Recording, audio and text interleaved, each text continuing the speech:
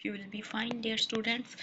मैंने आप लोगों के साथ इल्म बयान व बदी के लास्ट लेक्चर में कुछ मोस्ट इम्पॉर्टेंट जदीद शुरा के अशार और उनकी तफहीम शेयर की है। इसका पहला हिस्सा देखने के लिए मेरी प्रीवियस वीडियो चेक कर लीजिएगा। मैंने कुछ मोस्ट इम्पॉर्टेंट अशार और उनकी तफहीम लास्ट लेक्चर में शेयर की है, बाकी के आज शेयर कर रही हूँ। काबिल अजमीरी का शेर है, जी रहा हूँ इस एतमाद के साथ, ज़िंदगी को मेरी ज़रूरत है। हुस्न तालील है इसमें, किसी बात को की सच्ची वजह के बजाय शायराना या ख़याली वजह पैदा करके कलाम में हुस्न पैदा करना। यही वजह है कि यहाँ ज़िंदगी जीने का मकसद अपनी बका के बजाय ज़िंदगी की ज़रूरत बताया गया है। इस्तारा यहाँ क्या है? ज़िंदगी महबूब का इस्तारा भी हो सकता है अगर मफ़हूम ये मुराद लिया जाए कि मैं सिर्फ़ इसलिए जी रहा हूँ क्योंकि मेरी ज़िंदगी यानी मेरी महबूब को मेरी ज़रूरत है।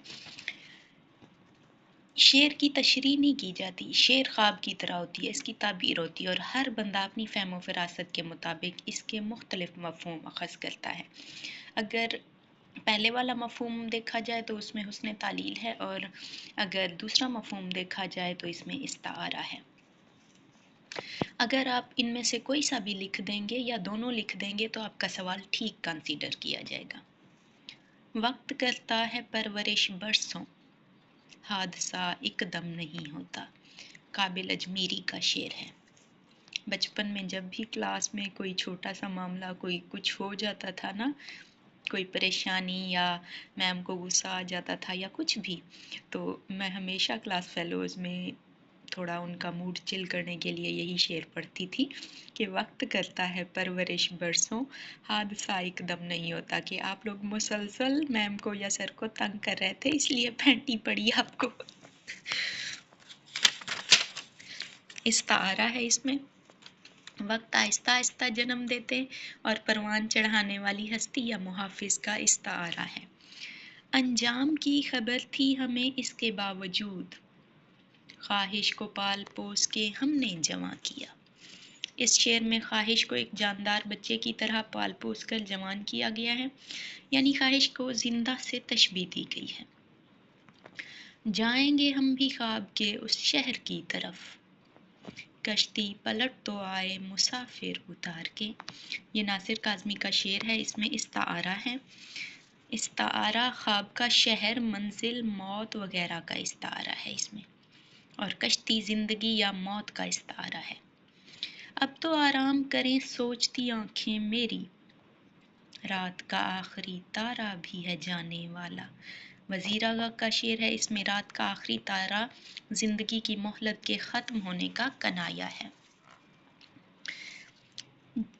जाते कहाँ के रात की बाहें थी मुश्ताअल, छुपते कहाँ के सारा जहां अपने घर में था। अहमद फराज का शेर है, इसमें मजाज मुरसल है। पूरा जहां अपने घर में था से मुराद लोग अपने घर में थे। कुल बोलकर जुज मुराद लेना की खफीफ सी शक्ल है इस शेर में। इस्तारा, रात की बाहें मुश्ताअल आशिक या किसी वजूद का इस्तारा है जो बाहें फैलाए शायर को अपनी गिरफ्त में लेने के लिए खड़ा हो। वर्क वर्क ना सही उम्रे रायगा मेरी, हवा के साथ मगर तुम ना उम्र भर रहना। वज़ीर आगा का शेर है, इस शेर में शायर ने उम्र रायगा को और राग के पलटने से तशबीह दी है। हवा के साथ रहना बेसिमती और फना का कनाया है। शायर की मुराद ये है कि ज़िंदगी के तजर्बात और ज़िंदगी की बेसबाती के बावजूद तुम्हें हवा यानी हालात की नापायदारी या बेमकसद ज़िंदगी पर हमेशा नहीं चलना, बल्कि मुस्तकिल मजाजी और अपनी शनाख्त बरकरार रखनी है। तमाम उम्र ही गुजरी है दस्तकें सुनते, हमें तो रास ना आया खुद अपने घर रहना। वज़ीर आगा, इस शेर में दस्तकें सुनना ज़िंदगी भर की बाहर की दुनिया की तलब और तकाज़े हैं। शायर कहता है कि उन्हें अपनी ज़िंदगी में दुनिया के मुताबिक रहना पसंद न था, जिस वजह से वो अपनी खुददारी की वजह से गोशा नशी हो गए, मगर ज़माने के तकाज़ों और रिवाजों ने घर तक भी पीछा ना छोड़ा। وہ خوش کلام ہے ایسا کہ اس کے پاس ہمیں طویل رہنا بھی لگتا ہے مختصر رہنا۔ وزیر آغا کا شعر ہے یہ بھی۔ اس شعر میں وزیر آغا نے صنعت مبالغہ کا استعمال کیا ہے اور اپنے محبوب کی گفتگو کی دلکشی کو بیان کرنے کے لیے مختصر وقت کو طویل کر دیا ہے۔ جو دل کا زہر تھا کاغذ پہ سب بکھیر دیا، پھر اپنے آپ طبیعت میری سنبھلنے لگی۔ شکیب جلالی کا شعر ہے، یعنی کہ جب کسی تکلیف میں دل پریشان تھا تو اس کیفیت کو ہم نے تحریر کر دیا، ڈائری میں جیسے لوگ لکھ دیتے ہیں۔ میری بھی یہی عادت ہے، مجھے کوئی بھی پریشانی ہو تو میں اپنا کیتھارسس کرنے کے لیے اسے ڈائری میں لکھ دیتی ہوں۔ دل کا زہر استعارہ ہے دل کی کسک، غم غصے یا تلخ یادوں کا، کاغذ پہ سب بکھیر دیا، شاعری کرنے یا دل کا حال لکھنے کا کنایا ہے۔ شکیب نے اپنے اندرونی دکھ کو شاعری کے ذریعے کاغذ پر منتقل کر کے اپنا تزکیہ نفس کیا تو دل کا درد ہلکا سا محسوس ہونے لگا اور طبیعت میں بہتری آئی۔ ایک سانس کی طناب ٹوٹی تو اے شکیب، دوڑے ہیں لوگ میرے جسم کے خیمے کو تھامنے۔ شکیب جلالی۔ شاعر نے اپنے جسم کو خیمہ اور سانس کو طناب یعنی خیمے کی رسی سے تشبیہ دی ہے، جو بلاغت کی روح سے استعارہ کے زمرے میں آتا ہے۔ اس کے علاوہ اس شعر میں مرات النظیر ہے۔ طناب، خیمہ اور تھامنا ایک ہی قبیل کے الفاظ ہیں کی صفت بھی ہے جہاں ایک ہی مضمون کے الفاظ لکھے یا استعمال کیے گئے ہیں۔ شکیب کا کہنا ہے کہ دنیا میں انسان کی زندگی میں اس کی قدر نہیں کی جاتی، لیکن مرنے کے بعد سب دکھاوے یا وقتی ہمدردی کے لیے اکٹھے ہو جاتے ہیں۔ یہ موت سے پہلے کی تنہائی اور بیگانگی کا بیان ہے۔ عشق میں خواب کا خیال کسے، نہ لگی آنکھ جب سے آنکھ لگی، حسرت عظیم آبادی کا شعر ہے۔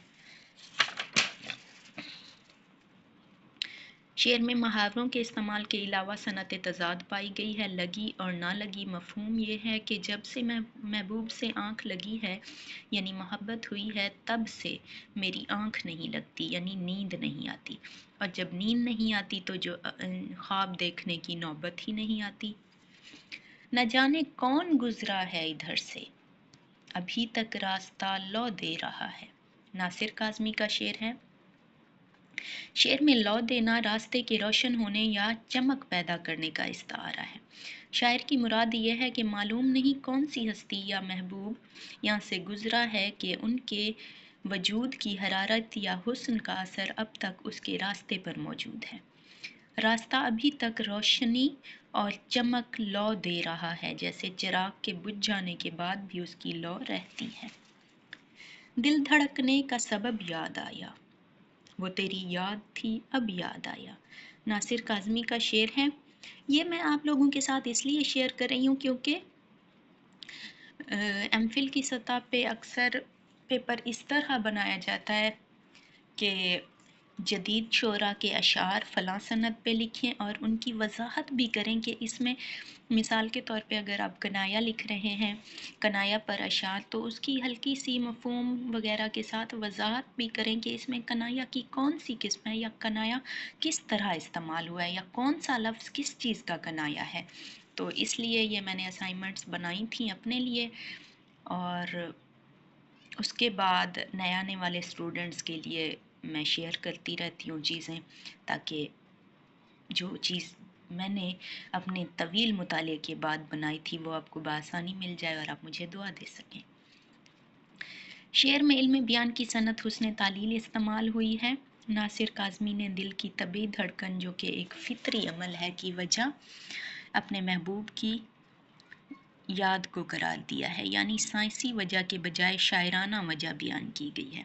یہ شعر محبوب کی یاد کی کسک اور جدائی کے درد کو بیان کرتا ہے، جس میں شاعر یاد محبوب کو اپنے دل کی دھڑکن کا واحد سبب ٹھہراتا ہے۔ یہ اشعار آپ لوگوں کے لیے انٹرویو کے لیے بھی بہت اہمیت رکھتے ہیں۔ دل ناداں تجھے ہوا کیا ہے، آخر اس درد کی دوا کیا ہے۔ غالب۔ اس شعر میں تجاہل عرفانہ یعنی جان بوجھ کر انجان بننا کا استعمال ہوا ہے، اور صنعت استفہام کا بھی استعمال کیا گیا ہے۔ شاعر اپنے بے قرار دل کو مخاطب کر کے اس کی بے چینی اور محبوب کے بے وفا ہونے پر حیرت و استعجاب کا اظہار کر رہا ہے۔ جس کھیت سے دہقاں کو میسر نہ ہو روزی، اس کھیت کے ہر خوشائے گندم کو جلا دو۔ بال جبریل میں یہ اقبال کا شعر ہے۔ شعر میں خوشہ گندم کسان کی محنت اور اس کے جائز حق کا کنایا ہے۔ جلا دو کے الفاظ سے مجاز مرسل کا پہلو بھی نکلتا ہے جو انقلابی کیفیت کو ظاہر کرتا ہے۔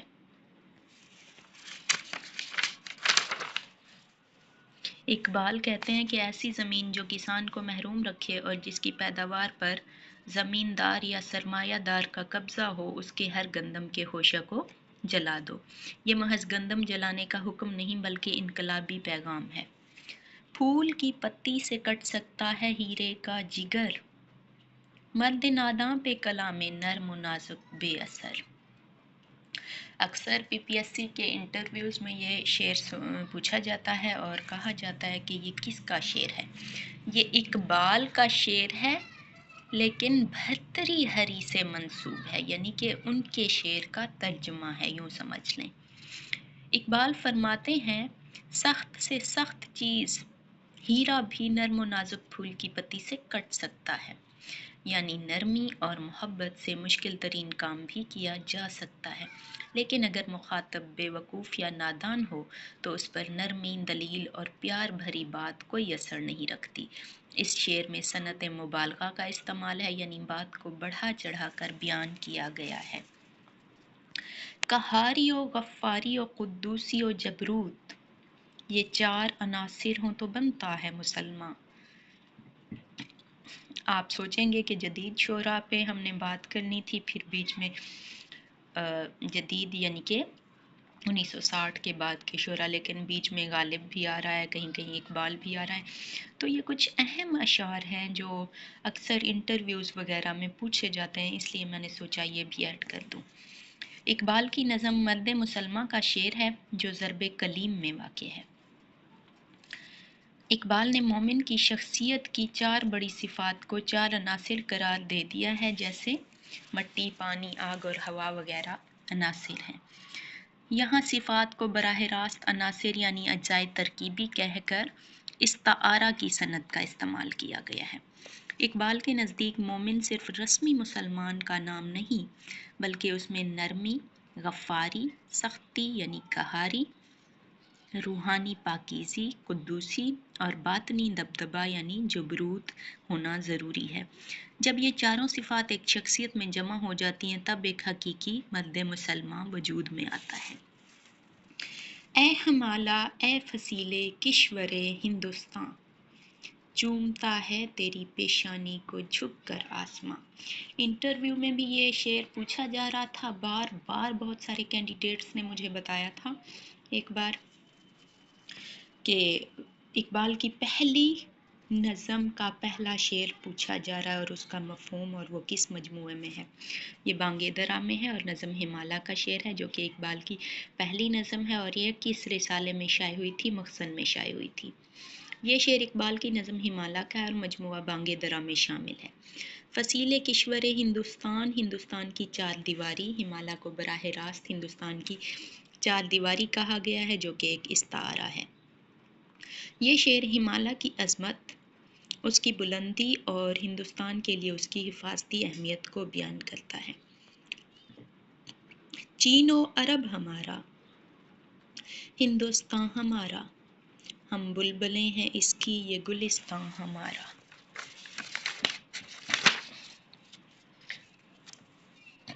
یہ شعر اقبال کی نظم الحمدللہ ترانہ کا ہے۔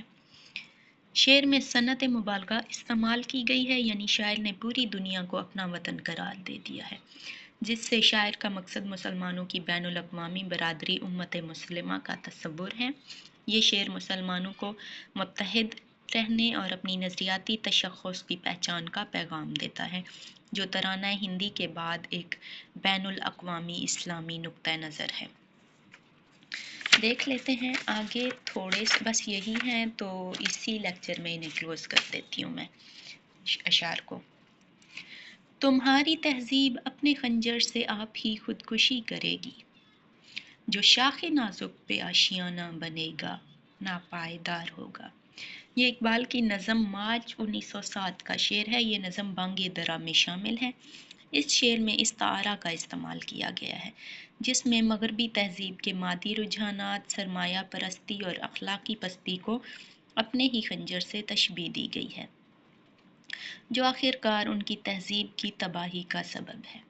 اس کے علاوہ شاخ نازک پہ آشیانہ دنیاوی، مادری اور اخلاقی طور پر کمزور بنیادوں پر قائم تہذیب کا کنایا ہے۔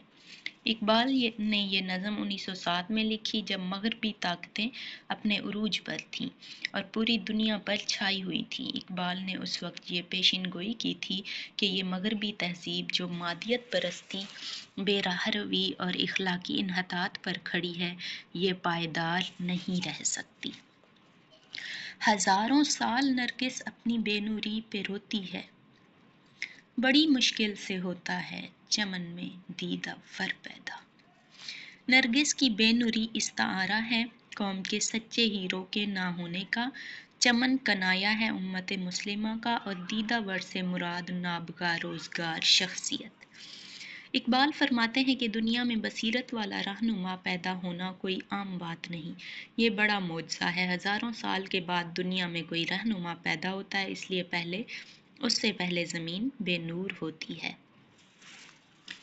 خودی کو گر بلند اتنا کہ ہر تقدیر سے پہلے، خدا بندے سے خود پوچھے بتا تیری رضا کیا ہے۔